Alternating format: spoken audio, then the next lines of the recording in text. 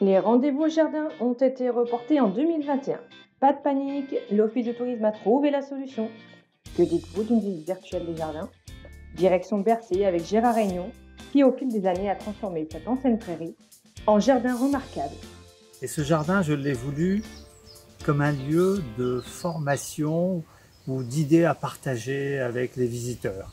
C'est essentiellement transmettre un savoir, transmettre des idées, transmettre une passion, ça va mieux quand même, et puis continuer un peu ce que j'ai pu exercer toute ma carrière. Voilà. Chaque jardin évolue au fil des années, avec le climat, notre manière de jardiner. Gérard nous raconte l'évolution de son jardin créé en 2002. Question l'évolution du jardin.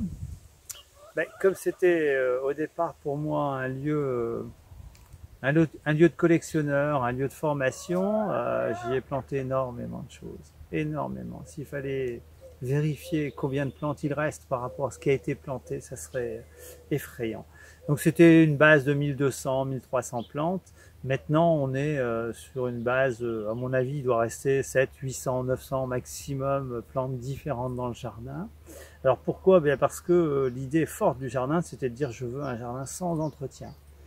Et pour faire un jardin sans entretien, ça veut dire qu'on s'occupe peu des plantes, on les laisse faire. Et si vous les laissez faire, vous perdez un panel végétal énorme, et notamment toutes celles qui fleurissent. Ce jardin, il se verdit. Il a perdu de sa couleur. Mais moi, je m'y sens mieux. Si vous souhaitez découvrir le jardin, rien de plus simple. Sortez vos agendas et écoutez attentivement la suite. Je vous invite à venir découvrir le jardin parce que prochainement, il sera fermé au public puisque nous le quittons. Et donc, vous pouvez, sur rendez-vous ou sur les 2 premiers week-ends de juin, facilement venir chez moi et je serai très heureux de vous accueillir. Gérard est un amoureux de la nature, du jardinage, mais également du partage. Alors n'hésitez plus, on vous souhaite de belles découvertes.